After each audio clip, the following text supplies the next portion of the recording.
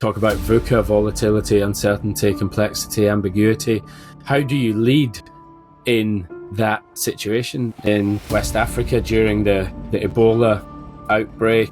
Being inside a cave system 7 days in when it floods, the thing that I had to deal with above everything was my self-chat. Like, why am I here? Why did I say that I could do this? I've never been in a volcano. I've never even worked in TV before. Life essentially is curveballs. We plan for the most likely, and we probably get the least likely thing happening. In my experience is that most people are actually quite resilient. I think our default as people is to be resilient. Otherwise, we as humans would have burnt out a long time ago. Cool. All right. So welcome everyone. Today I'm really excited to welcome our guest Aldo Kane to the podcast. How are we doing, Aldo? I'm good. Thanks for having me on.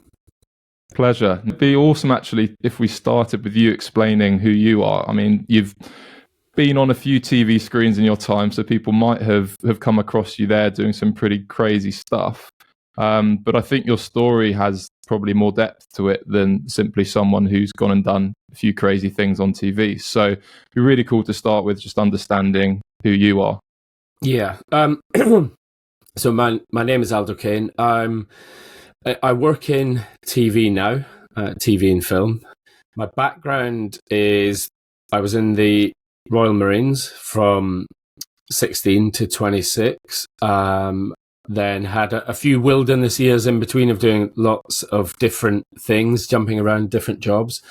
And then what I do now is I look after, inverted commas, people, film crews in extreme remote hostile locations around the world. Although, to be fair, in the last 7 or 8 years, that's definitely morphed more into the on-camera stuff as opposed to just purely doing safety. So, I guess as a background, I travel the world going to cool places and meeting really interesting, cool people, and documenting it. So that's kind of my background.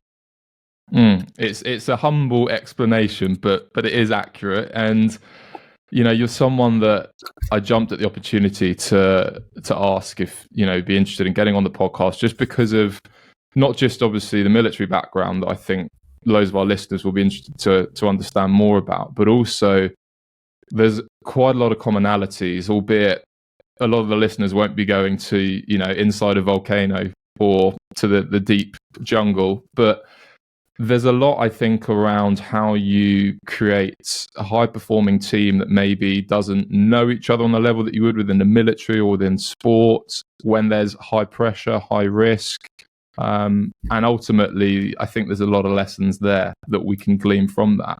But maybe if we started with something nice and juicy, throughout your career, you've undoubtedly faced a lot of challenges. Some will be a lot more daunting than others. Could you share with the listeners one of the most challenging experiences you've encountered? And then how did you overcome it?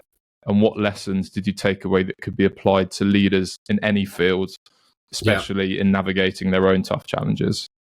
Cool. I should say all of those jobs that I've done over the years, I am leading those teams. Either as expedition leader or as a safety, logistics, whatever that piece is. So it's really, if you boil it down, everything that I do is people orientated, and it's usually in an extreme environment. But essentially, like you said, everything can be transferred into everyday life. The same things that I use on expedition when I'm dealing with people is the same as when I'm in the supermarket doing the big shop on a Sunday. It's the same skills that you just use them any way you like. So essentially, I work with people across the board in high risk, high consequence environments, and ultimately, I'm lucky enough that I get to work across a broad spectrum from, let's say, it's dealing with people-centric narcos, for example. Filming in the jungles of Peru or the back streets of Mexico. Like, that's one extreme. The other extreme is tracking wild animals in wherever, could be jungle, desert, mountains, and working with scientists to collect data and information, or like Arctic Ascent that we just did with Alex Honnold and the guys. So ultimately, I guess to get to your question, I've had quite a lot of experiences that are challenging, and you could even say threatening, stepping into that threat scale. But I guess one big one's being inside a volcano when it erupts is pretty tricky. That's one way of putting it. Yeah, it's tricky because, one, it's dangerous. There's an objective danger in there that you can't escape. There's quite a few: poisonous gas, lava bombs, rockfall. And really, when you're leading a team in that environment, you kind of need to make sure that you're the one that's not losing your cool. And that comes with experience. It also comes with being flexible, adaptable, and learning about the new environment, calibrating to it, and then making good decisions based on facts. And even if they're the wrong decisions, continuing to make them until something better arises. You're kind of using, in that circumstance, minimal viable information. You get the information, you're like, let's make a decision based on that until something better comes in. So being in a volcano when it erupts, being in West Africa during the Ebola outbreak, being inside a cave system 7 days in when it floods is pretty terrifying. So I'm lucky. I get a real breadth of experience of leading teams in these sorts of environments. Yeah, and I think I should probably ask for the listeners, why were you inside a volcano to start with? It was a filming trip for National Geographic, and I've done another one for BBC. It's kind of, I kind of get like, I guess it's like a one that gets people's attention. It's like, whoa, a volcano. But I've been inside maybe 8 or 9 of them. But that one that we were in was particularly interesting because it had been getting more and more violent. It's in the Congo. It's been getting more and more violent. The lava lake is the biggest on Earth. We were collecting lava samples so that the scientists, volcanologists could then better predict when it was going to erupt again. And while we were in there, it went through quite a violent cycle, to the point where I was on my ropes about to rappel the last 80 meters down to the lowest point in the crater where the lava lake was. And as it did that, this huge cone lapsed and washed the bottom of the volcano with lava. So I was minutes away from being vaporized.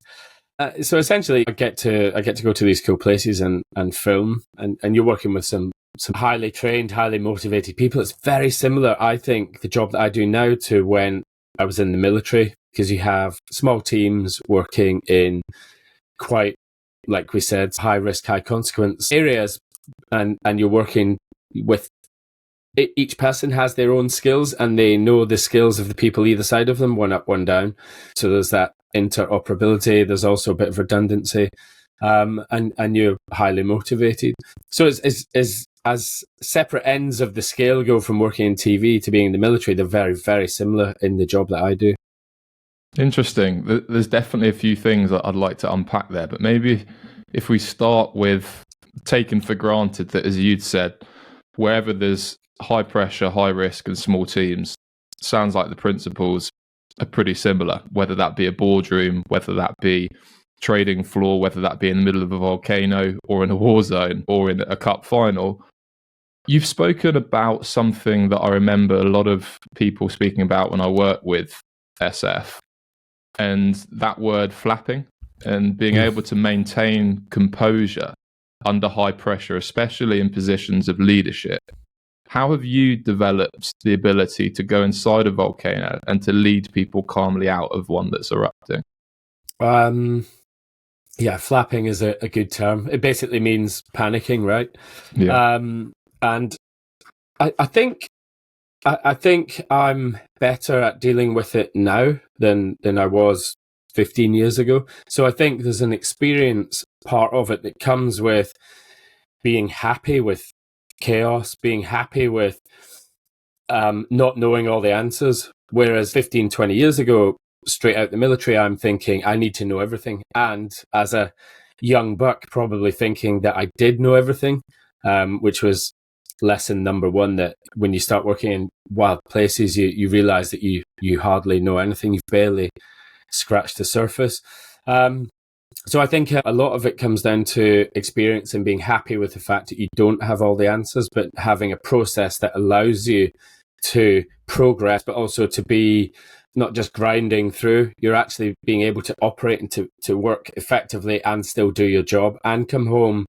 Like for me, the big part is not to have hangover from a job. Like I don't want to come home from being inside an active volcano or an Ebola outbreak in West Africa and then have to spend the next 3 months or 3 years or 30 years dealing with whatever I saw there, or what ifs and what what might have been. So I think in that case, how do I deal with it? I deal with it in the moment with the experience that I have, and also I'm happy that I don't have all the answers. I just have a process that I know that can work. Does that make sense? It's really interesting hearing about that, and actually something that you spoke about there, that knock-on effect, was something that is actually discussed in an upcoming podcast with a guy called Preston Klein. I don't know if you've come across him, but he had a conversation with the actor Tom Hardy, who I think you've done a few exhibitions with him, and he spoke about this concept of residual when he takes on a character, for example, Bane, and has to almost embody that, and that then leaves this residual after that you have to consciously process. And I thought that was fascinating. But you spoke there about the process when you're actually in the moment. Would you mind talking through maybe just step by step what that looks like? Say, volcano starts rumbling, you realise we're in the shit here. I need to stay cool, make a decision. What process goes through your mind? I think it starts with already being primed.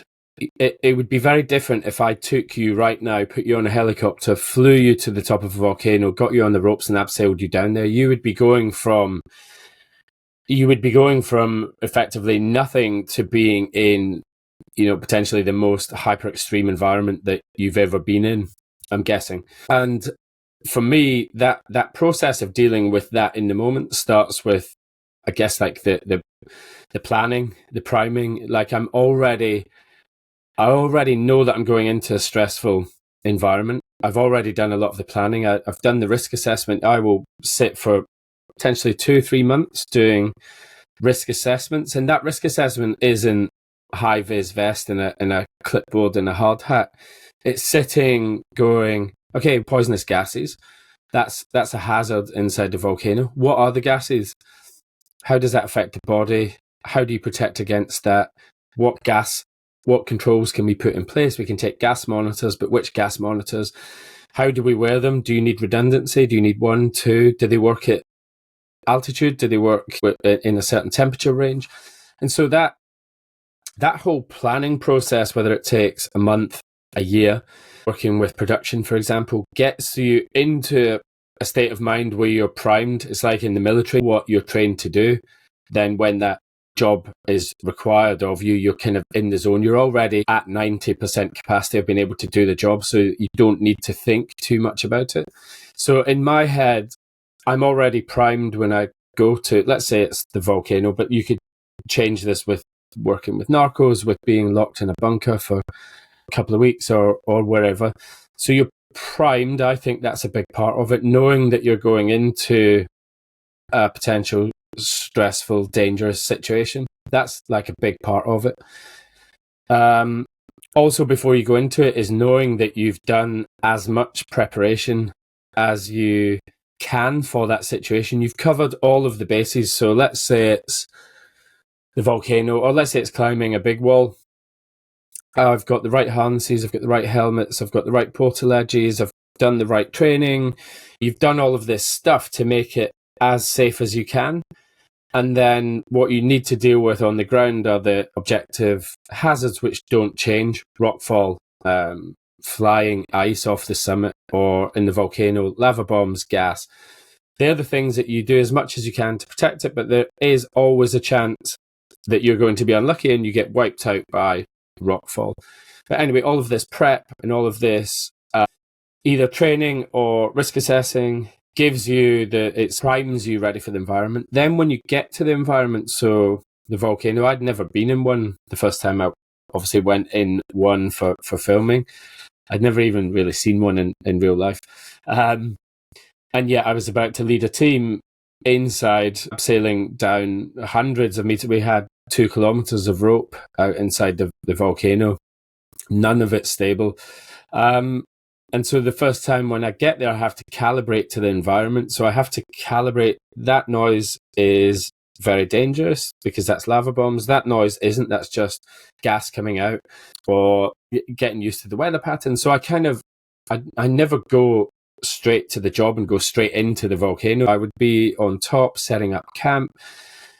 And I don't mind admitting, the first time that I went to that particular volcano, I had a big crew with me. I had a safety crew with me, and the film crew were coming out in about a week's time, and it was my job to get ropes rigged to the bottom of it.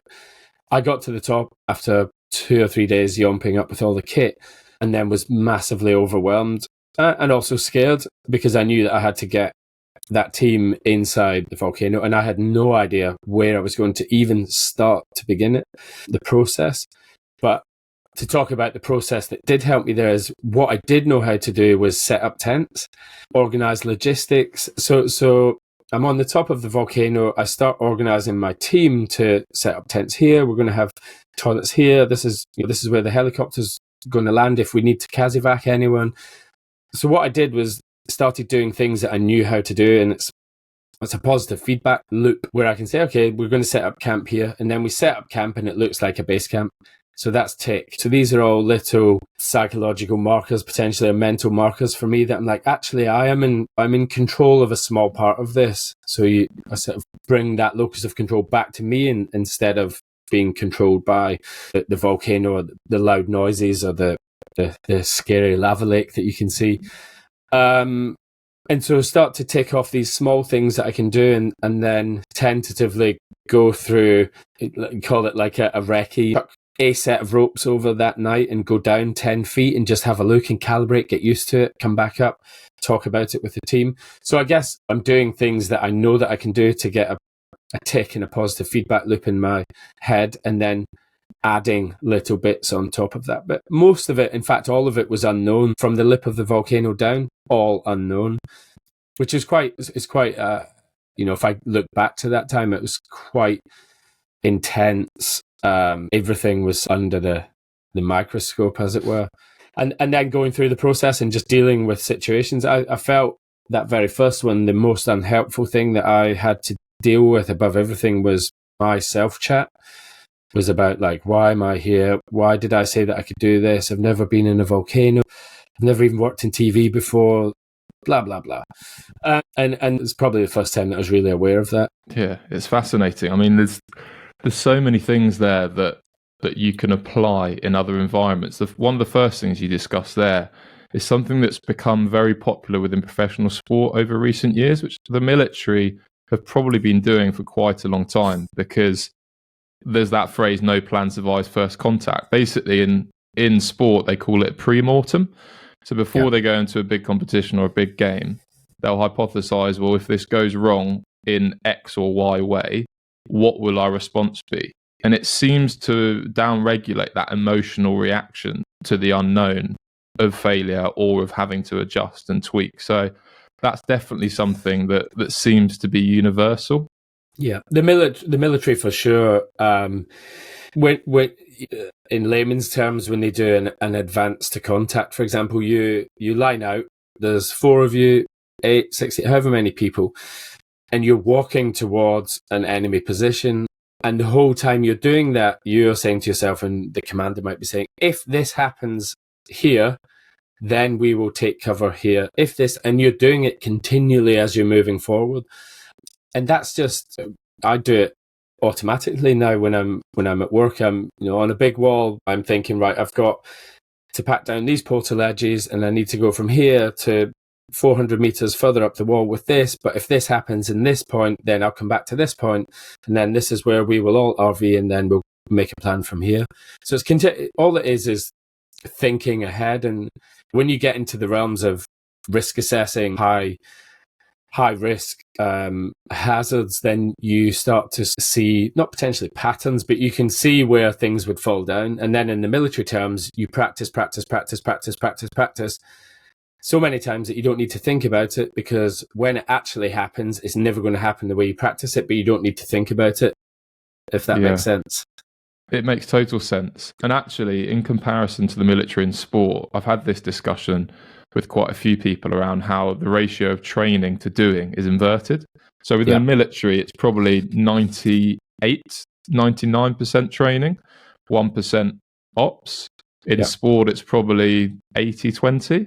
But then within the working world, it's probably 20-80. You're pretty much doing the whole time. And just to even try and squeeze in an hour of, let's say, training a week is really difficult. So what I'm hearing here is, even if you don't have months to prepare, even just setting 5 minutes aside before whatever the challenging task or high risk task is, to think through in advance, what are the real pain points if this happens or this happens, visualizing that, and then adopting the acceptance that it may occur, positive self-talk, but also kind of a step-by-step approach, so that as you're going through it, you're creating an element of safety and clarity within the team as you're on that journey, if that makes sense. It's like if I was to have a really challenging conversation with a family member or someone that I had beef with at work,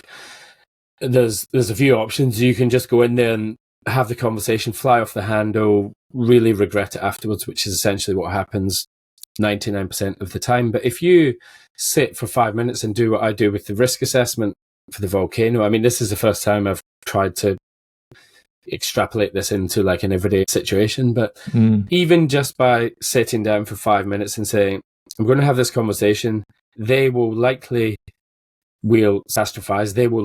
This will be the outcome, or this or that. What are the different outcomes? What can I do for each one of those? Is there something that I can do if I feel myself getting angry and about to blow? What can I do? What can snap me out of it and take me away from that situation? And that I guess the bottom line with risk assessing is that you look at all the hazards and you work out all the likelihoods of them happening and the consequences, and then you put controls in place. But rarely does the high risk sections of it really happen, because you've mitigated so many things to make it safe, in my experience anyway, in my job. So you catastrophize on the risk assessment to make it safer when you're on the ground, and just having that awareness of the situation, you call it situational awareness, just by thinking before you go into a challenging situation, even if it's a minute, gather your thoughts, think about what the outcome is going to be. Now, I'm sure there's a whole process with this in people who deal with psychologists. But for me, that would be what the outcomes, what do I want to achieve, and what am I happy ending up with? And then that pre-mortem, like you said, or that pre-planning allows you a bit of flex when you're having that conversation or doing the challenging thing. Yeah, and I should say that I'm not a psychologist, so this is all just well, neither am I, but my experience. Yeah, you're someone that has taken principles that psychologists speak about and actually applied them and iterated. So you've got a wealth of knowledge in that space, even if you don't have a PhD in front of your name. But what we've spoken about there, I guess, we've spoken a bit about the team, but more so about how you, in your leadership position, can adapt, under pressure, pivot, etc. How do you prepare the team for that? Is it a similar approach in regards to upfront discussing what that looks like, what could go wrong, what potential strategies you might take? Like when you're happy with your risk assessment, what communication then occurs between you and those that you're leading before you go and do the thing you're going to do? So a big part of it will be hard stops. It will be, if this happens and this situation happens, then this is the process we follow, and that's in place because we don't want someone to die. Let's say it's a job we did recently, skiing across the first ever traverse of an ice cap in Greenland, is that in certain areas, we know that crevasses will be there, so everyone will rope up at this point. This is like a non-negotiable. And that's because the hazard is crevasse, the consequence is death and getting popped out the glacier in about 100 years. And so at that high level, then you implement the safety protocols earlier, and everyone's happy with it, and they realize that that's part of the process. So it sounds boring talking about risk assessments, but if you talk about it as a pre-mortem or a planning meeting or whatever it is, everyone kind of is already aware of the situation and the potential outcomes, and then so when you do end up in the shit and your brain is fogged with dealing with whatever you're dealing with at that point, there are certain things that happen automatically because we're not going to continue further down the river, or we're not going to continue further up the wall, or we are, the helicopter's already been called for CASEVAC process, that's already in place. And these are things that are hardwired for each trip because they are safety critical. Makes total sense. And that was kind of what I was trying to understand. What does it look like? And you've explained it really well when you have that clarity, but the success of the operation, the trip, the board meeting depends on several people being able to manage whatever curveballs, blind spots there are as they appear. Let's say we're going to the jungle and everyone in the risk assessment, there'll be stuff about snakes and anti-venom and, all the poisonous things that are there. You have all these things in place because you need to have an awareness of it. But really, if you look at the likelihood of that, I've spent years in the jungle looking for snakes with Steve Backshaw, for example. You don't just stumble across venomous animals. Like, you have to go and look for them, and you have to look for them every single night. Get out your hammocks and go and spend 3 hours looking for them.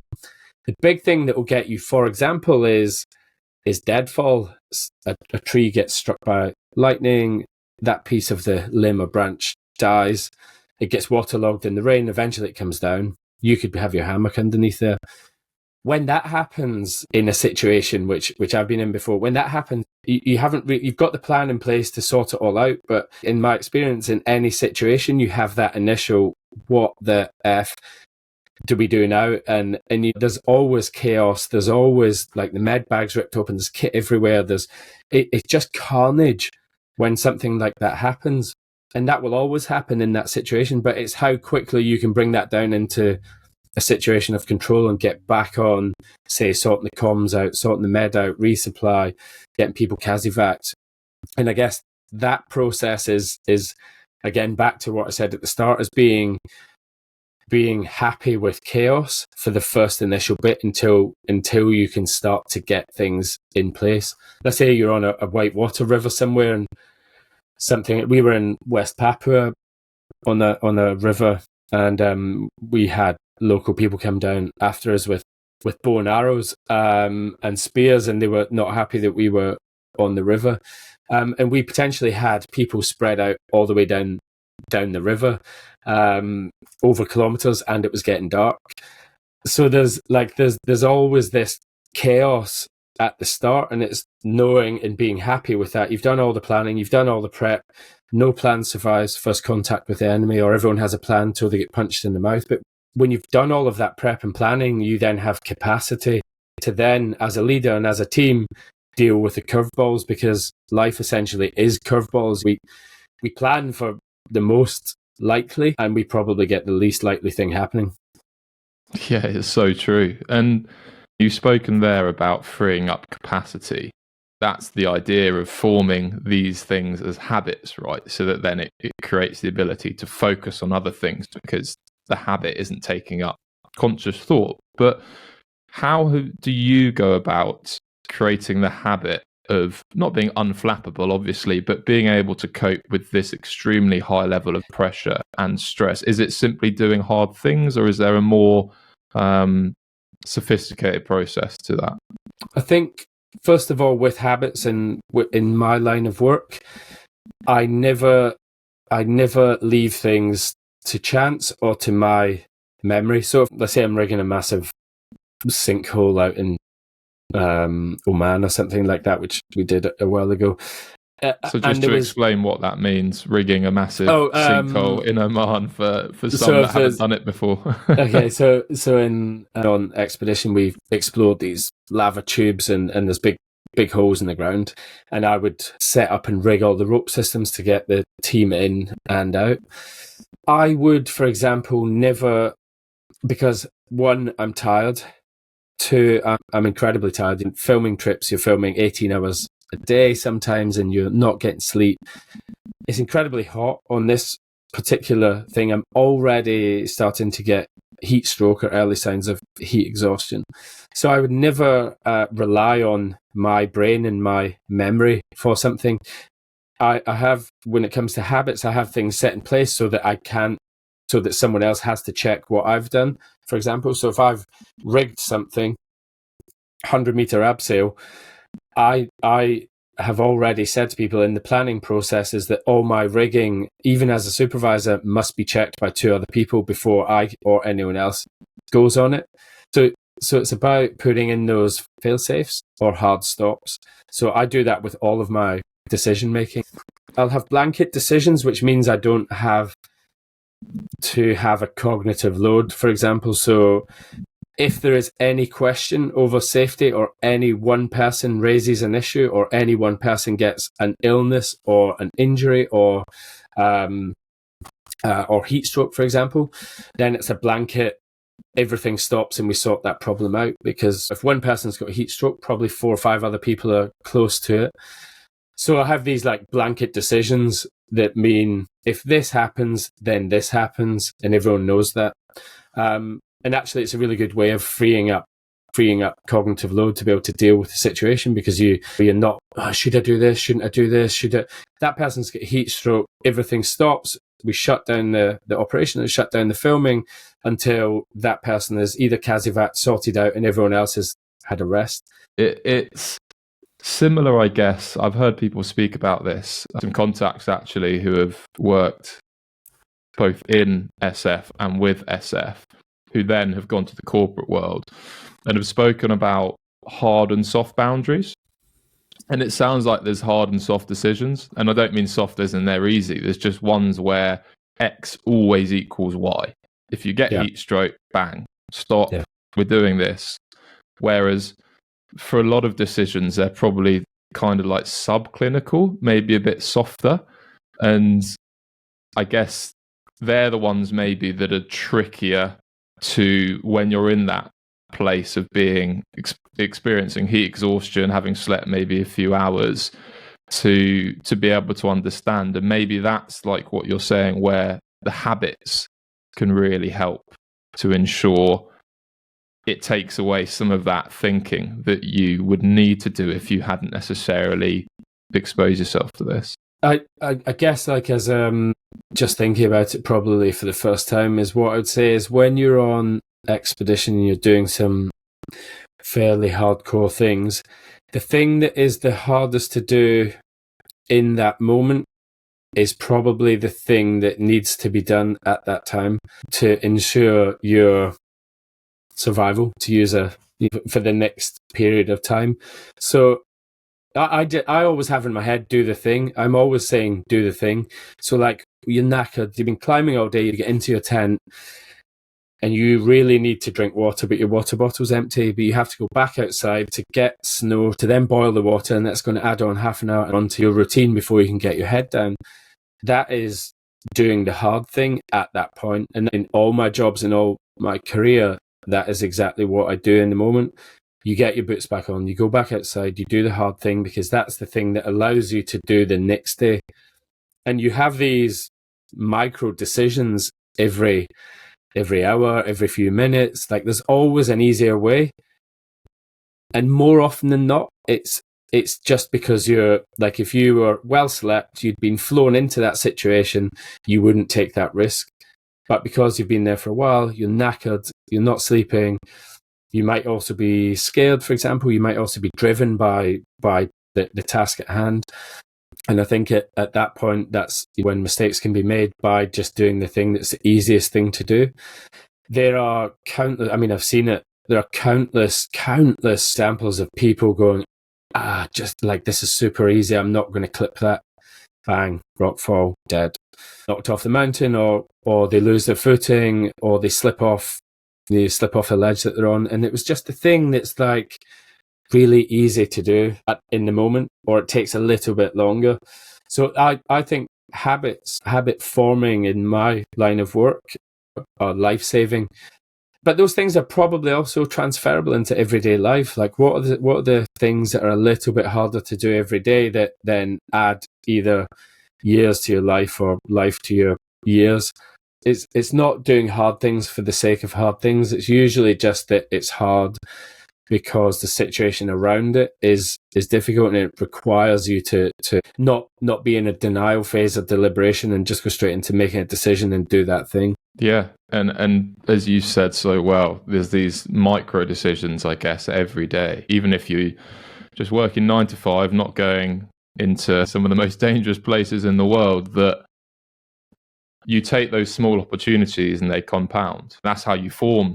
One of the essential stages of forming habits is to start small and to gradually compound over time. And I remember hearing this analogy of a domino can knock over 1.5 times its height, another domino even. And with a 2-inch domino, I think it's after 23, it's the height of the Eiffel Tower.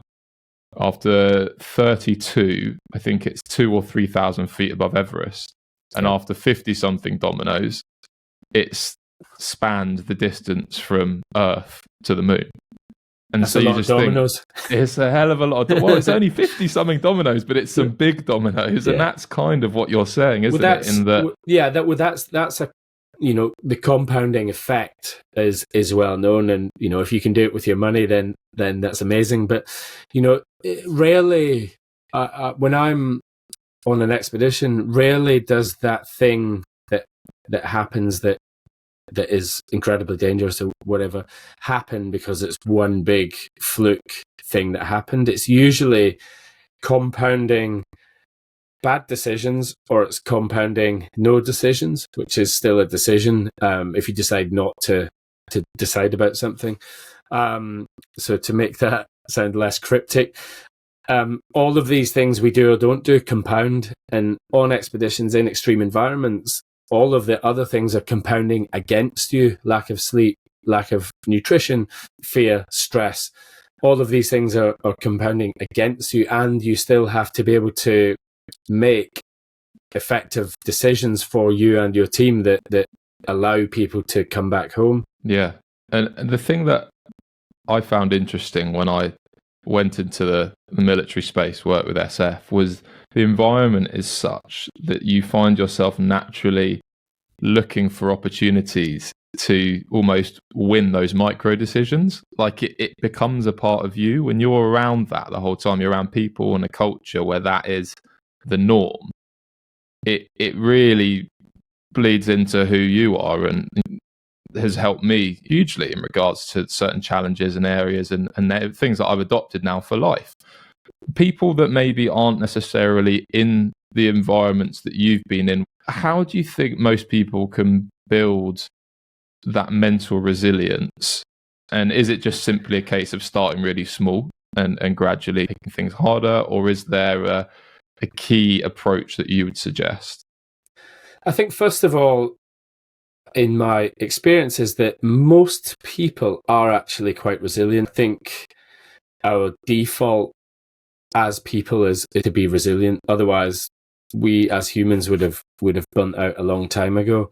I spent 3 months in West Africa during the Ebola outbreak, and it's probably some of the most horrific stuff that I've ever seen and had to deal with. And that's because it's the hard stuff. It's people's lives being torn apart by a hidden killer, by a virus, by a disease that at the time was ravaging that part of the world. And to see how people after such a short space of time were trying to bounce back and be resilient, and they haven't had resiliency 101 training. They've not had to develop a set of protocols. So I think generally people, we are a resilient species. But I think there's definitely some things that we could add into that in my experience that would be able to help. I think the first thing is understanding. No, I would say the first thing is an awareness of your day-to-day. And if you're aware that your job is stressful, but you're taking adequate protocols, the gym, sauna, whatever, to downregulate, then you're keeping everything in balance. But if you're on the trading floor, you're missing breakfast, you're in at work at 6, you're straight into a high stress environment, you skip lunch, you may be eating in the afternoon, you then go out for pints, whatever else, you're not sleeping well, and you're not fueling well, and you're not down regulating ever, then how can you be performing at your best? So all of that comes back to awareness. I think being aware of, is your job stressful? Is the commute to work stressful? What can you do to mitigate against that? And then for me, I would say that I'm a fairly resilient person, but a big part of that comes down to, one, I choose to be in those situations, so I have some relative feeling of control, even though I don't know the outcome or what the outcome is going to be. But I'm also happy that I don't have the answers. I don't try and control everything. If I tried to control everything in an erupting volcano or on a foot patrol, anti-poaching foot patrol going through the desert in Africa somewhere, then I'd be mentally shot, because I can't actually control very much of that. So that awareness, your awareness of what you do and don't have control over, allows you to become more resilient. And then potentially, I would say, again, this goes with leadership. In my humble opinion of leading teams in some of the most extreme environments out there, I would say that old school view of what leadership is, the tough guy, is actually probably one of the most fragile people I ever work with, is the inverted commas tough guy, because they have no ability to deal with emotions. So emotional intelligence gets bandied around a lot, but actually, what does that mean? That means someone that sees someone being wiped out by rockfall, and they're able to deal with that, say, that's what I've just seen is horrendous, I feel this way, what effect is that having on me? Talking about it, realizing that it's okay to cry if you want to cry, it's okay if you want to talk to someone, it's okay, like however your coping mechanism is for that thing for you, then that's fine. And then how you interact with other people in your team, in your group. But I think resilience gets bandied around a lot, but I think, to go back to the start, we generally are quite resilient. We probably have lots of different ways of coping with a situation, but I think the biggest one is an awareness at the start, and then being pre-timed to go into a challenge situation, and then coming out the other side of it is talking to people, where it could be therapy, it could be me and Foxy going and having a pint and chatting about the job we just did, or whatever that is. But as long as you have a protocol for coming back off the high from that thing, then I think that all builds resilience.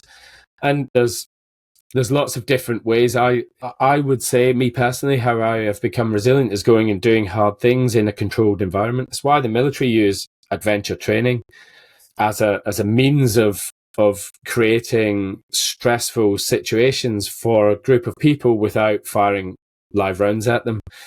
So you take someone. My twin brother he's a PTI in the Marines. He's based out in Germany. His job is to take essentially Marines and others down into the mountains, because the mountains are a training ground for building resilience, doing hard things, dealing with fear, coping mechanisms, so that when that happens in real life and you go into war fighting, then you have something that's analogous to that, which is adventure training. So for me, if you were new to all of this and you wanted to become a little bit more resilient, then you could go out and go for long walks in bad weather in the mountains. It's getting wet and cold once a month and a bit hungry really does make you appreciate all the things that you do have. And then there's lots of studies into how good being outside is for you anyway. So to answer your question, I think we're all pretty resilient. I think just an awareness is really of, this was a stressful situation. I should probably speak to someone about it or do something to deal with it and not park it. Yeah, I really like that framing of our default is resilience, and like you said there, framing hardship as an opportunity rather than a threat. We know the effect that has both physiologically and psychologically, difference in hormones that it releases in regards to what the outcome then looks like, and actually the chance of success down to how you look at that. And I guess that was one of the biggest things that I learned through my time working with SF over those 5 years, was how you can reframe hardship as something that genuinely transforms your level to deal with stress and pressure and risk into something that you probably, looking back, wouldn't recognize yourself as. And I guess that's somewhat the genius of recruit training. You get guys in who are still in formative years, so to speak. And I still believe that you can do this at any age. I just think, if I use my parents as an example, they don't necessarily see the need, now that they're retired, to develop their level of ability to deal with hardship. But in most individuals who are living day-to-day lives, they probably might benefit from that. And so it's just that reframing, and then just reps, isn't it? Well, I think we're also, people talk about resilience all the time, and we're entering or are in one of the most exponential times that human beings have ever had to deal with. We've got directional, I'm just going to pick some ideas. We've got directional drilling going down into the core of the earth. We've got plans of sending people to Mars.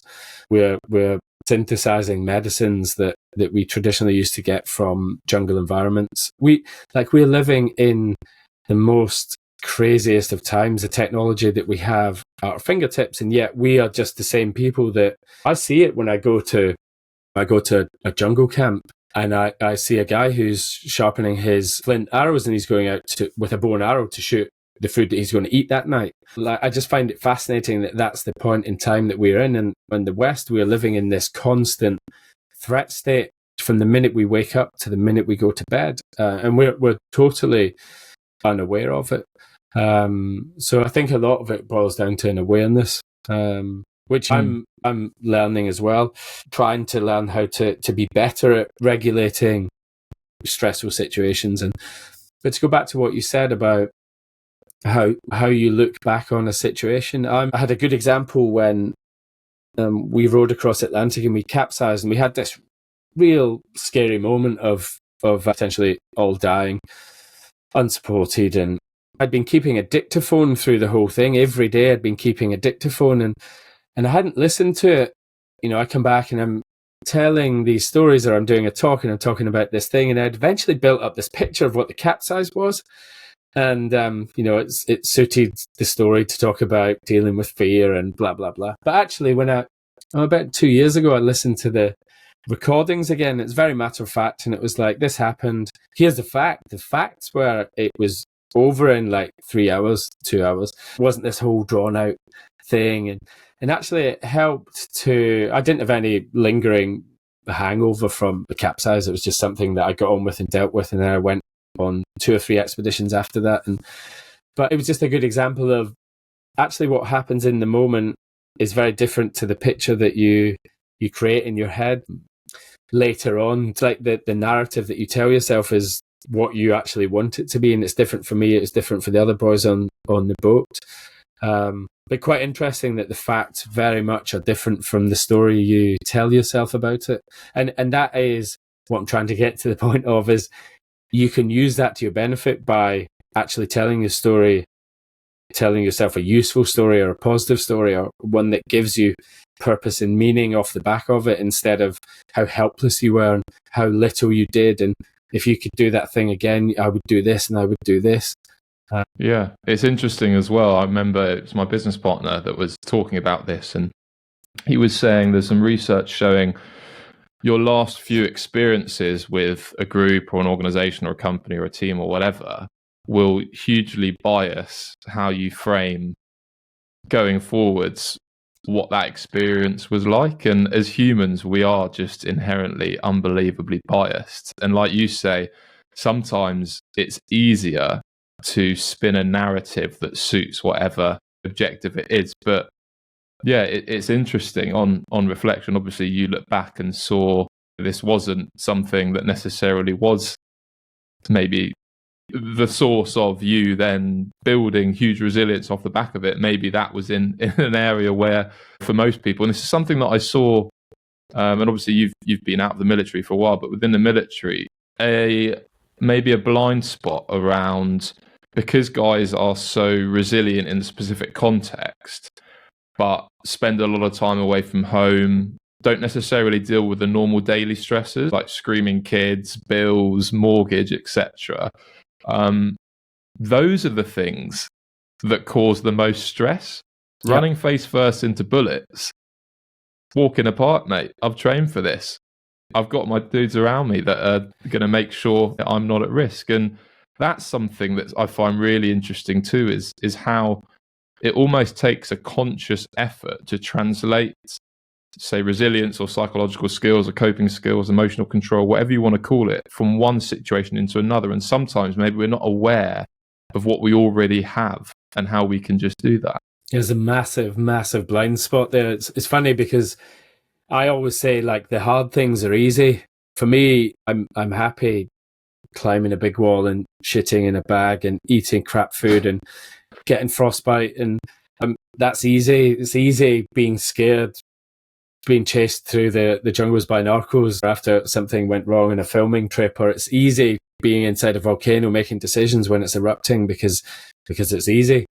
There's for me, I'm speaking from my own experience, the easy things in life are incredibly difficult, and that's potentially a hangover from the military, or maybe the military attracts those types of people. But relationships, talking, being open about emotions, dealing with road rage, all of these things are then a lot harder. I think they're harder. So the easy things to do, which for most people are probably quite difficult, or I find difficult.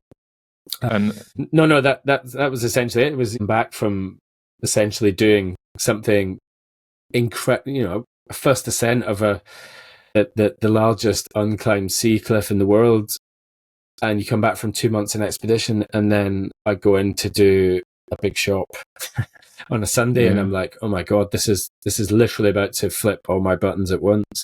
But I've been aware of it actually for quite a few years now, because I have to decompress after a trip, and I'll be bouncing from one to another, so I can't have that residual that Tom talked about in the Arctic from a job in the jungle. I have to park it, leave it, deal with it, and then leave it. Yeah. And your career has spanned a variety of roles and environments. How has that diversity of experience, we're talking here about transferring skills from one to the other, but the diversity of experience, I guess, shaped your approach to teamwork and leadership? Did you come out of the military with a specific mental model around what it was, and through exposure to different experiences and environments, that's been molded into maybe a broader perspective? What do you see it as? I think the leadership piece has been something that is developed over the years. The military is very good at leading in a very specific way because it has to. There is probably no other organization who has to do what the military has to do, in general broad brush terms, is to find, close with, and kill the enemy. Ultimately that's what and protect. So it has a very different type of leadership than what's required in organizations in my line of work, because you're dealing with people that don't necessarily have that same end goal. So I think my early exposure to leadership was very much the military way, and I think I've parts of that work for what I do now, parts of it don't work. And I think generally talking about leadership as a whole is that I think it's having to change that command and control leadership, or that one person at the top of the chain who knows everything. I think it's becoming physically impossible to know all the answers and to do all the things, especially in talk about VUCA, volatility, uncertainty, complexity, ambiguity. How do you lead in that situation? And that's essentially what I've done for the last 15 years. You have to lead a team of highly qualified, experienced people on a big wall or in a volcano. And a huge part of that leadership comes down to what I said at the very, very start. Embrace the chaos and the unknown, and allow and trust all of the individual people who you've hired, who you've brought in to do their job. And so I guess my leadership model, if you will, that's been developed over the years is very much about having completely open, if I don't know the answer. Like, I'm very confident with what I want to do, but I'm very confident in what I don't know. I don't know this. I need you to tell me the best way of doing this thing so that we can do X, Y, and Z. And ultimately in leadership, I would never, ever ask someone to do something that I wouldn't do myself. And then more often than not, I would say, show, don't tell. I would do the thing first to make sure that other people see that it's, I would do the hard thing. I would do the hard yards. I'll, make the hard decisions. And I think with regards to leadership, one of the biggest things that I've learned to do is probably make decisions, but make them quickly. Because on expedition, that denial and deliberation phase of something happening is the thing that either costs life, it costs money, it costs the expedition. Whereas making decisions seems to always propel you into another set of circumstances which you can deal with, and it gives you control. So I think, to answer your question, I have I have built and changed and modified my leadership style from the military, but a huge part now is being comfortable with not knowing all the answers, because you physically can't know all the answers. What I need to know is, how do I navigate that, and how do I navigate my team through that? None of us know the answers.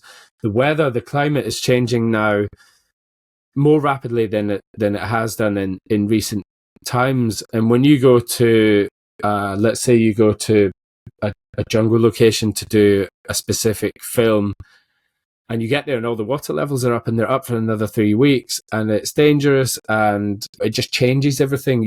We can't know that was going to happen, or that extreme weather event was going to happen. And that's why I think being resilient as a person, as a team, is about knowing that you can't have all the answers, but what you can know is, how do you deal with it when these things happen? So yeah, I don't have a specific leadership model, but I very much am open to being vulnerable, not knowing the answer, and that ultimately, big egos and old school leadership in my line of work will get people killed, and that's why I don't lead like that. Yeah, I know, I totally understand that. And you touched on almost the paradox of decision making for leaders. There is that they often need to be made quickly, but you often aren't the one that necessarily has the answer, and you've got to be able to somehow, in a very short space of time, create the conditions for the team to be able to come up with the most good-looking solution for that. Could you talk about a time when you had to bring individuals with vastly different skills and mindsets together to accomplish a mission, and how did you do that? How did you create that unity and collaboration so you could make those kinds of decisions well?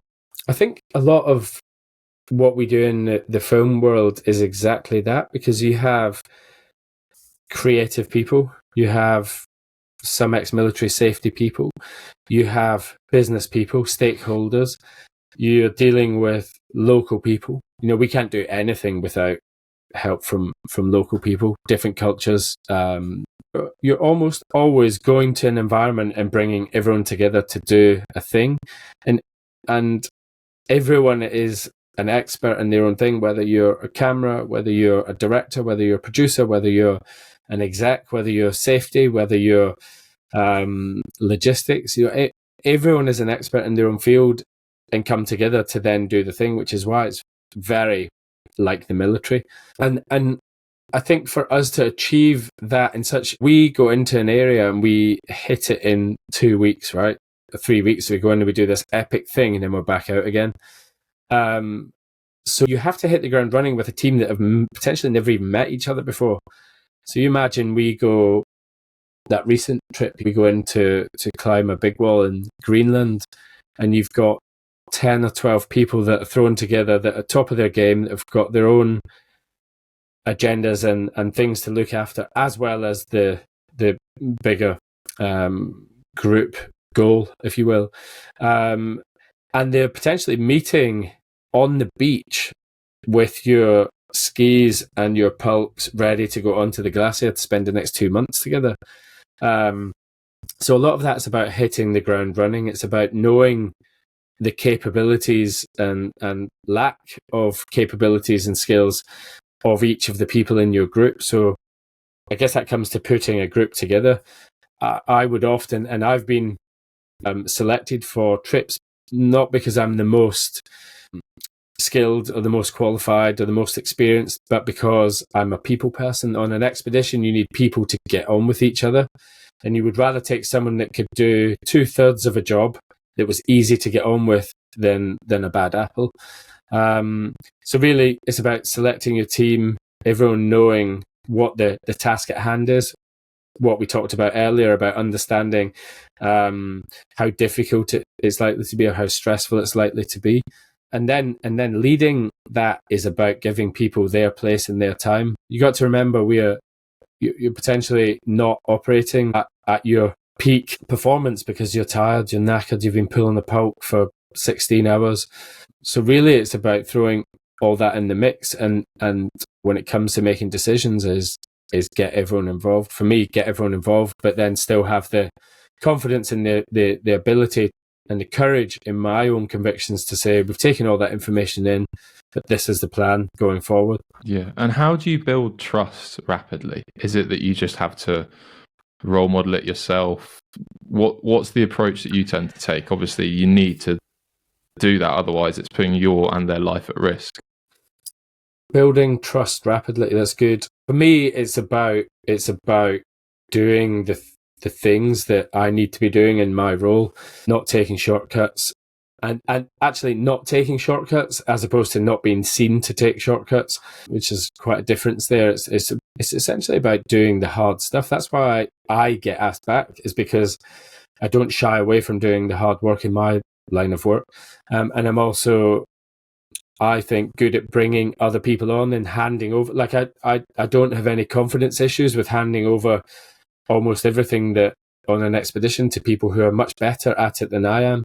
The medical people, the doctors, are much more qualified than I am as an expedition medic. The climate, I'm usually at the bottom of the pile with regards to skill on these expeditions because they are so high level, and I'm totally cool with that, because what all of these trips need is leadership and people to bring them together, like you say, to build trust. And that comes with, yes, what you've done in the past goes a long way, but how you are on the ground as a person when things are hard, especially when no one's looking, is how you'll be judged. I always talk about the commando spirit, courage, determination, unselfishness, cheerfulness in the face of adversity. But the courage piece is always, it's not about running out in front of a hail of bullets. It's not about, running out in front of a bus and saving a granny. The courage piece is about, what's that massive leverage move that you need to make that's incredibly difficult mentally, physically, or emotionally, that you need to make, especially when no one's watching and without taking any shortcuts. Like, what are those things? That's, I think, what courage is about. And I think that's what, on expedition, everything gets put under a microscope, and it's those things that then build trust when people know they can rely on you. And you don't have to like the people you're working with, but you need to respect them. And that's a huge part of it, is knowing someone's background, respecting them, and letting them show you how good they are. It's really interesting what you said there in regards to you don't have to like people, you just have to respect them. Because I think for most people, they'd think, oh, no, everyone needs to be best buds. But I remember hearing Michael Jordan and Dennis Rodman, who ultimately were one of the greatest NBA teams of all time, like 90s Chicago Bulls with Phil Jackson leading them. They have never had a proper conversation their whole life. And the one thing that they did have for each other was a huge amount of respect and trust that each of them would do exactly what's needed in their role. And that's, I think, quite an interesting concept, because you often see companies these days talking about their workforce being a family and, you know, we're all best buds and everything, which I get, it's useful. It only helps if you like the people you work with. But what happens when actually you might like the person, they might be funny, they might be, you know, a character, but the trust is lacking? You've already spoken about how you'd build a team. You'd look at things like integrity and trust and people not taking shortcuts and doing the hard yards, but you don't necessarily need to describe a situation. But if you could talk about maybe when you've got someone in the group that has gone against that and now necessarily has lost some element of trust or respect, what would your approach be there with that individual? I think it's interesting that you have, when you put a team together and everyone and it's working well, you kind of have this exponential growth of what you have this exponential ability of what you can do, and that's everyone feeding into that. The negative side, in my experience, is you need only one person to entirely undermine that and bring that down. That can be as little as someone just complaining. You're on a 8-day trek to get into a cave system to film, and someone is just, it's like having a stone in your shoe. They're just continually just moaning to each person about this, the food's not right, they've got crotch rot, and it's just continually whittling away. That is incredibly dangerous on an expedition or any walk of life. So I always say that association is subtle and powerful. You're never going to let someone walk up to you as a non-smoker and then make you smoke. But over the period of 5 years, 10 years, 15 years, that could easily creep into that relationship. Or whatever that thing is, the moaning. One person moans, you're with them for 3 months. Then eventually at the end of the 3 months, you're also doing a bit of moaning, you're taking shortcuts. So that insidious, I would say also selfish person is rot, and they need to be got rid of immediately. In my line of work and in my work, it's not always possible. And there's a big part of getting on with people who you don't like we mentioned, but you have to respect them. But there's not really any room or respect for someone who, one, potentially isn't or can't do their job, because on expedition it's hard. People need to pull their own weight. But then if they're also undermining what everyone else is doing, the classic rotten apple scenario, then they need to be removed. But that's tricky on an expedition, that you might not be able to get someone out. They might be the only person that can do that job, and then really that comes down to everyone then sitting down and talking about it. You have a meeting and you say, this isn't working. Is there a way? You go back to coaching. How could we make this work? How would you like this to work? And then you put the onus back on that person about how they want to move forward and what's annoying them, and you might be able to make that work. Yeah, and I guess it's important to listeners to differentiate what you're referring to as moaning isn't just like blind stoicism where you're not accepting that the situation might be a bit shit. It's this negative, persistent communication. It was funny in the military, I think it's probably a bootneck term, Marines term. Drip is a really interesting one, and lads love a drip, and sometimes there's a good opportunity to do that maybe, and that helps relieve some of that stress or frustration. But what are the implications of that constant negative narrative? What can that do? I mean, in my line of work, it can undermine your expedition, or your peak that you're trying to get to, or the furthest into a cave system, or whatever it is. That constant negativity can completely derail your expedition.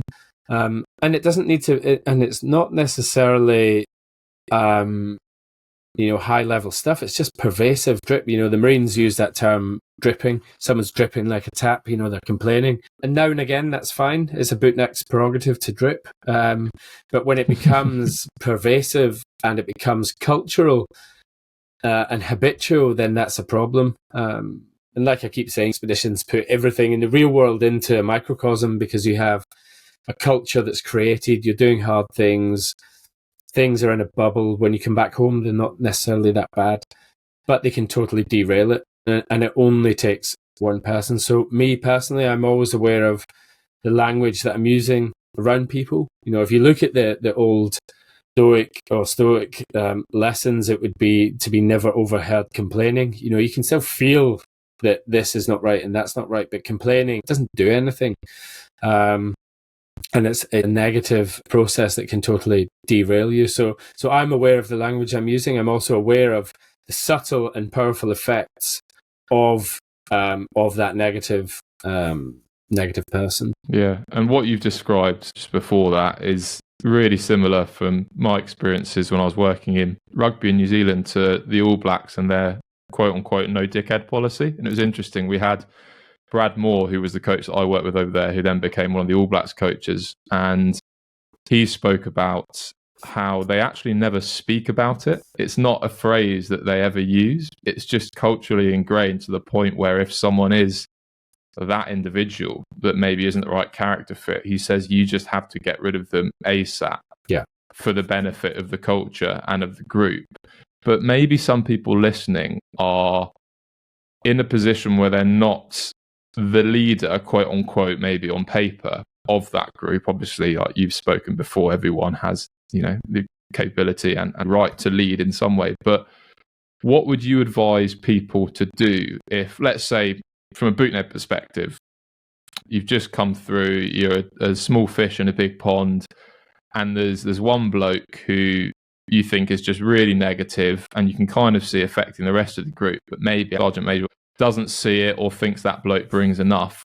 What would you advise people to do when maybe they can't act on it? Is it having a courageous conversation, or are there certain things that you think could manage that relationship better for the whole team? I think I've never really thought about it, but I think certainly in what we do now and the job that I do now, courageous conversation isn't what I thought it was 20 years ago when I was in the Marines, which would be someone would get that person filled in or they'd get them sent on some crap draft somewhere. That courageous conversation now is more like, how can you help that person? Like, what is it that's making them that way?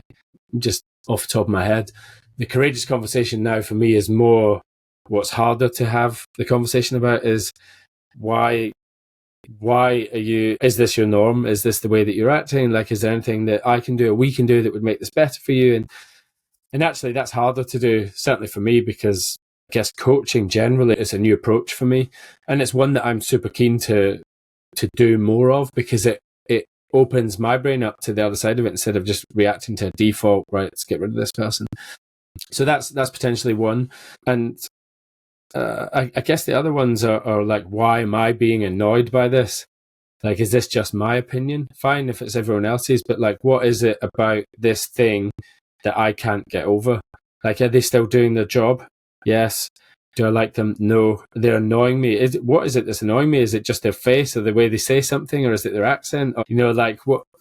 It's fine. I would be keen now to find out why I'm being annoyed by it, and I bet you, if I was to dig into it, is because I probably felt potentially threatened. Are they better than me? Is questions, are they like, does it remind me of something that I would do? So I think, the military is very different to organizations, but I certainly would one, be aware of it, powerful, and the effect it has on everyone else, but try to work out like what it is that's making that person behave in a way that's unproductive for that organization, that expedition, that trip. Because it might be, on expeditions, everyone has up days and down days. 20 years ago, I wouldn't have thought this. I just thought, that person's loafing, they're crap, they can't do it. Whereas now I'm like, speak to them, and you find out that person's actually had a horrific build up to them coming on the trip. They've got problems at home, family, kids, missus, whatever it is, money, and that comes with them, and it affects the relationships of everyone else on the trip because of that thing. And I guess it's just more of an awareness and not jumping to conclusions. Not sure if that answers the question. No, it does, and it's really interesting. It sounds like you've developed a more empathetic skill set, maybe because of the constraints that maybe weren't there before. Before, like you say, for lack of a better term, filled in as taking someone around the corner and showing them that they're not as big a man as maybe they think they are, or sending them to a different draft. Obviously, is getting them out of that squadron. But when you have constraints, I think it was Viktor Frankl who wrote the book. Man's Search for Meaning. Man's Search for Meaning. Yeah. Who there was a quote around if you can't change the environment, you change the man, and we're often forced into these situations. For myself, like when I've had my biggest periods of growth has been because I've had to change to achieve X or Y that was important.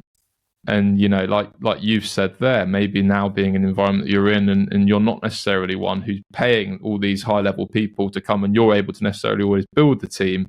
It's developed other skills in you, and maybe again, like you spoke about earlier, being able to reframe that now as maybe I have to deal with people who might drip a little bit more, but I actually have the ability now to empathize and to benefit people to a greater extent, which you could then take into other environments. That's exactly what I meant earlier when I said going from the military, in my head, what I thought it was, leadership model, to now, because when I'm on the job now, I have people from all walks of life, super creative people that are openly emotional, that I'd never seen before in the military, and you're having to deal with this, and you can't shout and scream at someone who's an exceptional cinematographer who's scared of this thing, or not scared, or they're just dealing with something in a different way. For me, the Marines is an echo chamber of people like me. So I probably didn't develop as much empathy, social awareness, personal awareness in the military as I do when I'm working with someone or a team that effectively are all different. That they're creatives, they're business people, they're, I don't know, high-paying clients. You just actually have to develop these skills. And so for me, it's all been what I've been working on over the last probably 10 or 12 years now. Nice. And it can only benefit you, can't it, really? Yeah.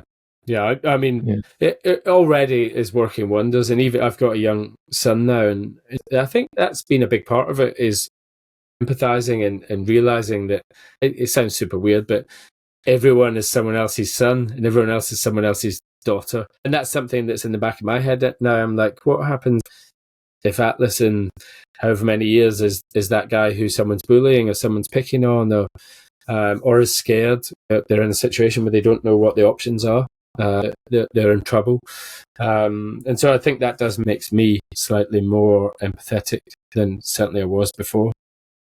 Yeah, I don't think it sounds weird at all. I think it sounds great. I think from what it sounds like, it's a huge skill now and can only benefit. Like we all learn skills in different environments. You can then take it into another, whether it's personal life or whatever, which is what you're doing. I think what I've realized over the years of working in these environments, it can be pretty sketchy. Everyone has up days, everyone has down days, everyone can get a bit scared, everyone can get a bit tired, everyone can get a bit angry. And it's about realizing that and still being able to function as a team and come home and not have a massive hangover from it, which affects you in a negative way. And that was something I think as a younger leader, I would say I found challenging.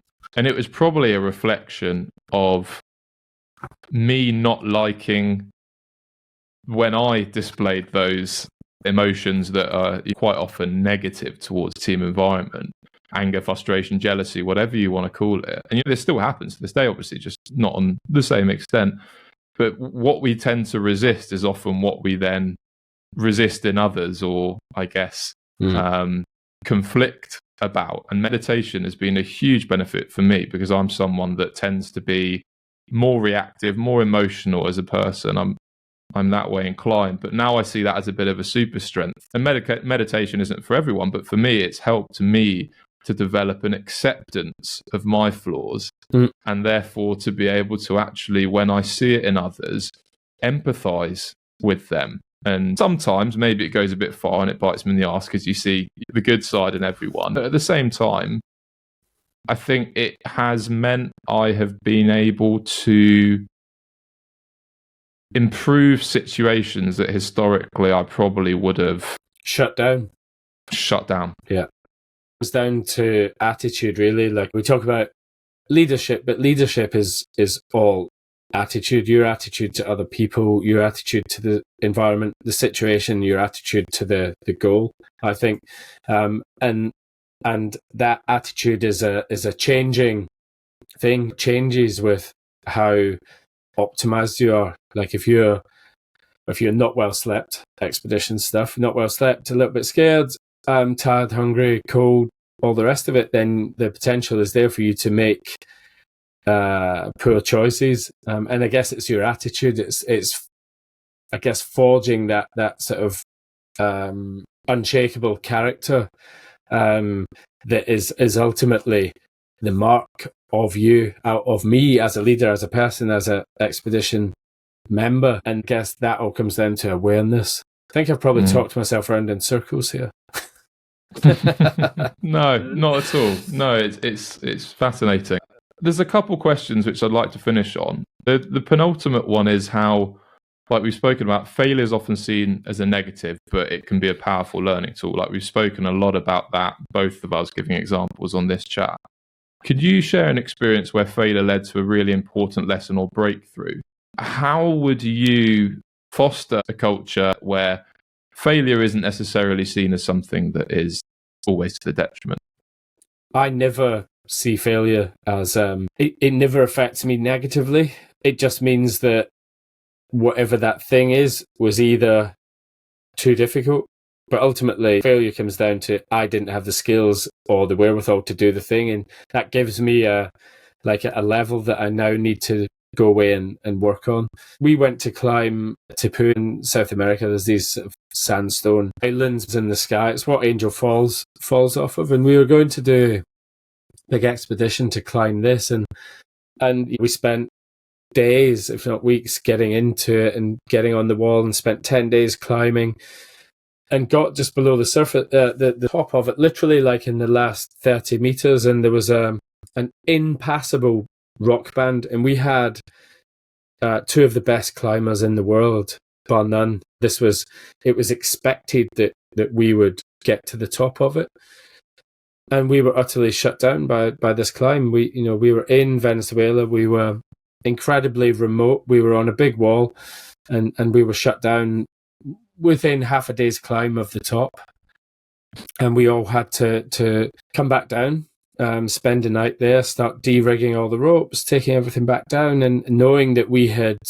actually failed on our objective. And there's an old cliche, but you learn more from failures and you learn more from on the way back down from something than you do on the way up, because when you're like driven and motivated by the goal, and then that goal, that whole time it gives you the motivation, but when that goal's then gone, it like everything is, the ropes are heavier, the days are longer, the nights are longer, everything just plays on your mind a lot more physically, I'm talking about here.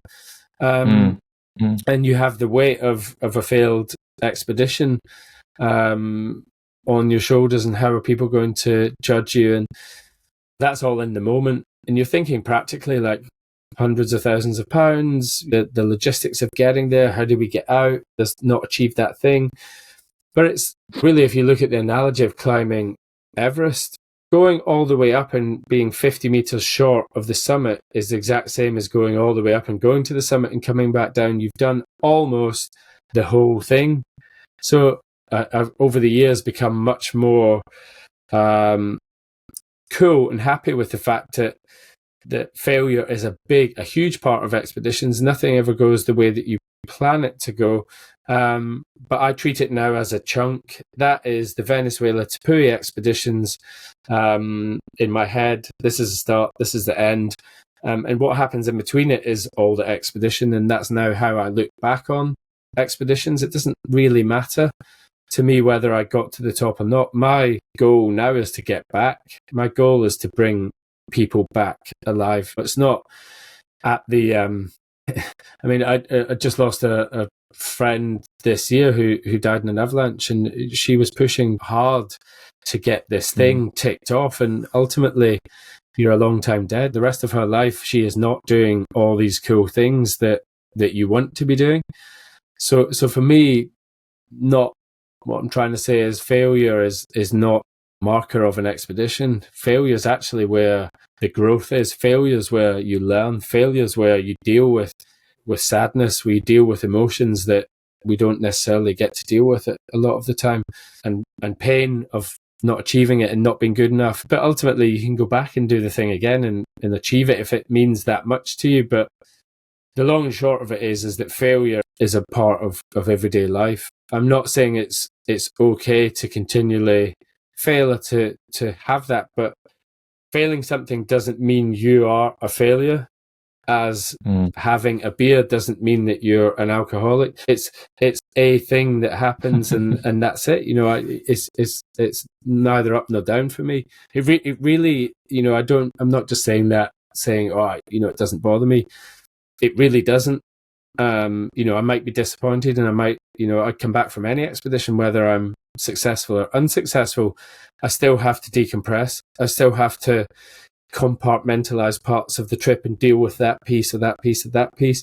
Getting to the top or getting to the whatever is just one part of it that you then you build resilience around. Yeah, well, I'm obviously sorry to hear about your friend, but that perspective definitely is fascinating, and I guess opens up doors to development at a rate which others maybe wouldn't be willing to expose himself to. Yeah, it's in a way, if you don't fail, there's never resistance, and I think that resistance from the road is what gives you what creates the muscle. It's what creates the flexibility. It's what creates the mindset, the attitude. And if there's never any resistance, then you're kind of not really growing. So I guess to answer your question in the very start is that I would always be pushing Atlas to try. What do we do when things get hard? Try harder. It's what we say to each other, or I say to him, and he's programming him, as opposed to you give up. But then it's totally okay if you're not good enough, or the situation isn't conducive, or whatever it is. It's totally fine how you look at it. Definitely. It made me think. My parents always said, all we want is for you to try your best. And I think that, obviously from a parenting standpoint, I think is a really healthy approach. But then if you look at the school system and how it's set up, your value is purely judged off of whether you get an A or whether you get a D in a highly niche area that might not be aligned with your interests, your skill sets. And so failure is unconsciously, maybe, and this is just my opinion, something which we're taught is bad from an early age, unless, like you speak about, and I think like my parents did, you frame it as it doesn't matter if you fail. What matters is if you try hard, and like you said, if you learn and you try again. So yeah, that's definitely something that I almost feel like you have to, in a later period of your life, kind of reprogram that relationship with it. I think if someone breezes through exams because they have a natural ability for it, as soon as they get to an exam, for example, or a test or a skill assessment that is difficult, and they've never had that resistance before of failing and having to grow and relearn and retrain, then in my experience anyway, that's when people give up. They give up as soon as it gets difficult, as soon as you enter that struggle phase, when actually that struggle phase is like where the magic happens. That being in that zone where I said earlier on, where you don't know the outcome, you can't see a way out, you're just struggling, then that's the point where you dig in. That's the point where you struggle more. You do the hard thing. You have the courage to get up early, do the hard thing. And that's process. If you were talking about saying to my son, I would say it's not about try hard and just do the thing, and if you pass or fail, it doesn't matter. But it's more like when you're in that struggle phase, when you're in that phase where everything is hard and there's no real way out, then you keep going, because you're just getting close to that point where that thing becomes a new skill, or it becomes something that you've learned or remembered, and being comfortable in that chaotic period of time where nothing really makes sense. Don't just tap out of it and go back to things where everything's in line and perfect and you're passing tests and you've dropped down a level. Just be happy in the struggle phase. Be happy in that searching phase. Be happy in that phase where everything is resistance, because that's that. I don't know, I guess an analogy would be using weightlifting. For example, you need the resistance to build bigger muscle to grow. And I think you need the same when it comes to failure. And I mean, this is probably also like resilience stuff, isn't it? You need that resistance, and you need to be able to get through the struggle phase. I've got to be careful of staying in my lane here, but we live in an age where it's so exponential, where stuff happens immediately. We want immediate answers. We're not happy just being and holding space in chaos where we don't necessarily see the way out. But years ago, we would have been happy struggling through something, but we want something. We are all guilty of it. When I order something not from Amazon and it takes 5 days or a week to get here, I'm like, what's going on? Like, the system's broken. And I think it's the same with grafting through something, with working through something, doing the hard work. Definitely. It reminds me of a quote by Sam Harris, who you may or may not have come across, who said, when we approach, and this is me obviously paraphrasing, when we approach a uncomfortable situation, most people think that it's the uncomfortable situation that we're afraid of and that we can't actually endure it. But the fact that we're already in an uncomfortable situation proves that we can endure it. It's more the ability to stay in that uncomfortable state that we're afraid of and we want to get out of. And I guess learning that because it's a skill like anything, it's a psychological skill. Learning to sit in uncomfort is something that will hold you in amazing stead for being able to accept, but also ride the challenges that life will throw at you, whether that's in a professional sense or a personal sense. One of the most uncomfortable things I've done in my life, one of the things that gave me the most amount of tools and leverage, was also the most boring and the most physically undemanding thing I've ever done in my life. Also, was being locked inside a nuclear bunker for 10 days, essentially in the dark, with nothing to do. No clocks, no tech, essentially nothing, like 100% stuck in a room in very low light conditions. And it was hard because we are sort of programmed to have this continual drip feeding of dopamine, this continual drip feeding of stimulation or anticipation of being stimulated. And actually to be sat in a bunker for 10 days with nothing to do just slowed everything down. It's sort of like stretched time out, as it were. You weren't continually in something, and I wasn't training, and there was some big learnings for me with regards to keeping mental health on check, like exercising, daylight, social interaction, all the I guess positive psychology basics were actually hammered home to me in quite a big way. But that like dopamine detox was an extreme level, but I certainly do it now, where I just sit and hold space and do nothing. I probably only do it for 10 minutes a day max. I just have nothing to do at that point. And I don't look at anything, I don't think about anything. As in, I'm not meditating, I'm just sat. You can sit and look at a wall if you want. But it's about not being distracted and taken away by something. I'll just pick up my phone. And it's actually quite good. And, you go to a waiting appointment somewhere, It's just a discipline. Just don't take your phone out. Just sit and be. It's hard though. It is, yeah, especially with modern day technology, just leveraging every principle of behavioural science that it can to get our attention. I get it, and when I'm on a big expedition series at the minute, and so I'm spending 140, 50 nights of this next year out, and I'll be jungle, I'll be up in the high mountains, I'll be in desert, I'll be sleeping in the dirt or hammocks or wherever. So I get it a lot. I get the outside bit. I get the, there's no phone signal, so you don't even need to look at your phone.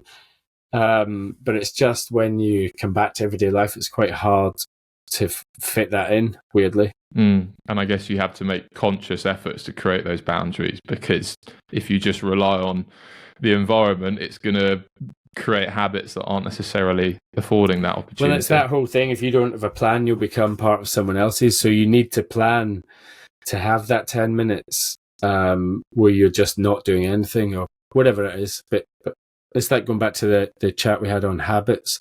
It's just make it part of your habit. Definitely. A last question. The experiences you've had obviously are amazing. The reason that TV follows you guys around and you do this amazing stuff is because it is inspiring, and there is an impact from that, from watching it. But what do you hope, if you do, that your legacy will be in terms of leadership and impact? It's a good question. I suppose what I want to be more than anything is an inspiration to other people, so that other people can do the same, better, more than me. I feel very lucky that I've managed to do all the things that I have done in my life. But I also, I had a very specific plan to be doing this. And so I would like to be the legacy. I'd like to be an inspiration to other people to say, well, if he can do it, that little short Scottish bloke can do it, then I can do it. And there are so many cool things that people can do to go out there and do it that people either haven't done or you could do better. And ultimately, that's been it for me. We talked about leadership before, and a big part of what I've always done, if I look at all my jobs, is servant leadership. In doing what I do is helping other people. I've never wanted to be famous. I've never wanted to be on television. I have wanted to help other people. I have wanted to do hard things. I have wanted to travel and have adventures. And so by doing all of that, I get the perks of what I didn't want or didn't know was available in the first place. And I always say that to kids when I'm talking to them in class who want to be content creators and they want to be famous. I'm like, what do you want to be famous for? Like, who can you help along the way? And that's ultimately, I suppose, my legacy is I'd like to inspire people and also inspire people to be good leaders and to be adaptive leaders and to help other people, and for that to be passed on down the line, I guess. Well, I think there's a lot of people that would probably agree you're doing that. So you're obviously on the right track, but really interesting to hear, and makes total sense. That element of servant leadership is something that's one of my 3 core values. Like, I've gone through that process of reflecting on actually what's most important to me. And I guess partly molded maybe by your military experience, but maybe just partly part of you and who you are. Yeah. And I'm definitely not getting everything right. That's the other part of real leadership and being a real dude, is that there are lots of parts where I'm falling down or not keeping up or spinning plates. And this comes down to acceptance. That is me. I'm shaped by my environment. You've been to war, been in Ebola outbreaks, seen X, Y, and Z. This is all fed into my DNA, if you will. But that's not an excuse for things, because things where I do fall down, then I try and change. But yeah, that's just me. That is you. How about a little word association to finish? It's something that we do where I'll say 10 single words and you just say the first thing that comes to mind if you're happy. Oh boy, this is there's always a moment of silence when I ask. This is where I should have said this before. This is where I blow my cup. I'm sure it will go well. I'm sure it will. We all good to go into it? Yeah. All right. So the first word is fun. Funner. I don't even know if that's a word. Resilience. Resilience. Resilience. Free. Danger. Hazards. Leadership. Adaptive. Adventure. DNA. Vulnerability. Human. Purpose. Passion. Marines. Foundations. Empathy. Other people. We'll allow it. It's 2. We'll allow it. Future. And then the final one is future. Right. Nice. That's pressure. Yeah. But I mean, they seemed really authentic. Yeah. You know, I think they reflect a lot of what we've spoken about today, and I think a lot of what the listeners will have taken away from it. You know, I really liked some of your framing around it. You wouldn't have thought they'd be the first word that came to mind, but again, it just shows obviously perspectives and headspace that you're in regarding it, which is what allows you to do what you do. Or we've been primed by talking for 2 hours about. That does help too. Awesome. Aldo, thank you very much. It's been brilliant chatting to you, as I knew it would be, and there's so much I think that the listeners will have taken away from it. So really appreciate your time, mate, and hopefully we can do it again soon. Cheers, Henry. Thank you, mate. Awesome. Hi everyone, so I hope you enjoyed the conversation with Aldo today. There was a few things that I'd love to pick out and just reflect on, having listened to the conversation myself. So the first thing that's pretty obvious is that Aldo understands how to lead in what we call VUCA, which is volatility, uncertainty, complexity, and ambiguity. And it's basically what he's done for the past 15 years. I think one of the most important lessons that he spoke about was that the same principles and tactics that he uses in some of the most dangerous environments in the world apply just as much to people navigating everyday challenges, especially those that are unpredictable or in the complex world of business. Wherever there's risk, small teams, and unpredictability, the principles are pretty much the same. And this could be a boardroom, a trading floor, or the middle of a volcano in a war zone, even a World Cup final. Something that Aldo said was really important to not lose your cool and be able to make decisions from a rational, objective place when leading in VUCA was to firstly be primed for problems. And this comes down to having a plan, having a pre-mortem, which is an upfront understanding of what could go wrong, and having hard stops that everyone around you understands. The example he used was we might be fudging it a little bit, but ultimately, once something becomes critical or a hard stop, such as someone going down with heat exhaustion, there is a really clear protocol in place for how you deal with that stress, meaning when you come across those high-risk, high-stress moments, everybody understands what their role is within that. So prime for problems is that first step. The second is to respond, not react. And there were a few things that Aldo said was really important for this. The first thing is to be happy with not knowing all the answers. And because of that, focusing on what you can control. In that case, you have to make the best informed decisions quickly and be flexible. Now, the reason that he spoke about these two things, being primed for problems and responding, not reacting, was because he said if you don't have a plan, you'll become part of someone else's. So in regards to how we can apply this within our environments, one idea is to set 5 minutes aside before challenging meetings or conversations to prime for problems in order to stay cool and to respond, not react. And this can be applied just as much in your own personal life as at work. And when responding, make sure that we're making the best decision based off the minimal viable info that we have and making that decision quickly and then iterating as we get more info. Second thing that we spoke about was working in diverse teams. And Aldo, as part of his job, had to take small teams of highly diverse people who barely even know each other into some of the most dangerous environments on Earth. Within this, he'll have a variety of personalities, skills, backgrounds and beliefs, with people ranging from environmental experts to film crew to extreme adventurers like himself. And from that, he has to create a team. So to do this, he has to build trust rapidly. And to do that, he says, then you need to do your role well, know your flaws, communicate this, and empower others to take on those responsibilities. In Aldo's opinion, courage is never about running into a face of bullets.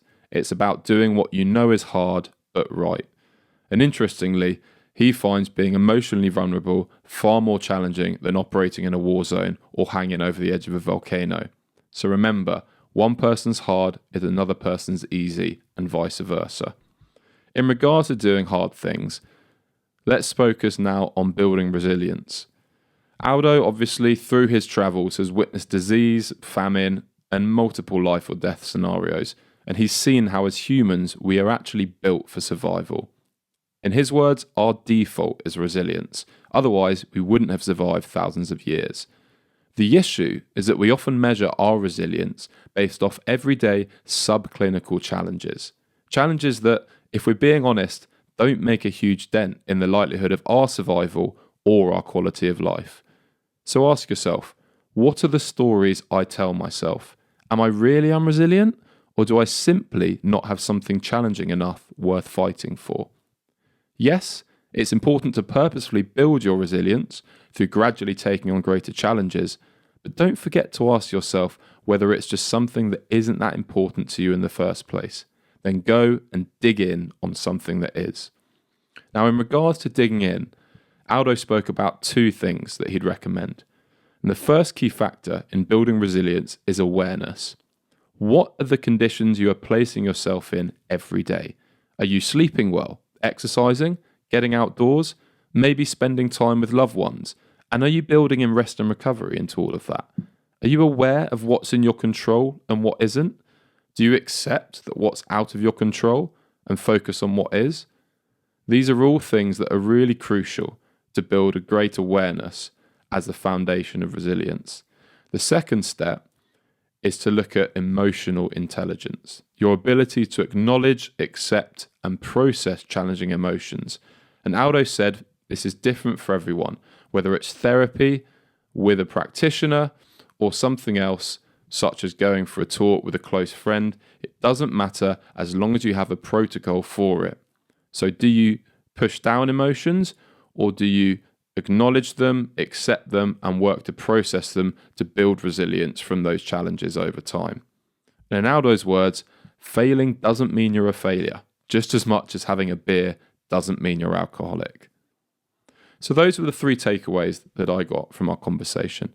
As always, really hope you enjoyed the podcast today, and I'm looking forward to joining you for another one very soon.